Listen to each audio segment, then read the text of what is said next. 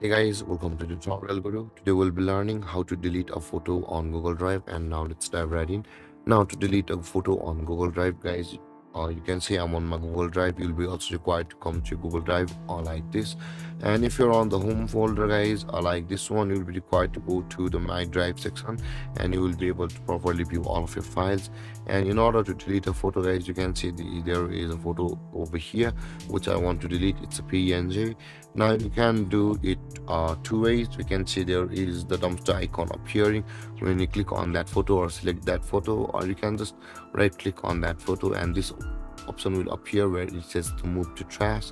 Click on move to trash and it will be moved to the trash section of your Google Drive account. And if you want to permanently delete it, go to the trash section at the left side and there your photo will be available. Click on the empty trash button at the top right corner of the screen and again click on delete forever, and then that photo will be deleted from your Google Drive.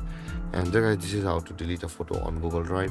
And if you have any confusions or questions regarding the topic, feel free to comment in the comment section below, and don't forget to like, subscribe and hit that bell icon for more videos.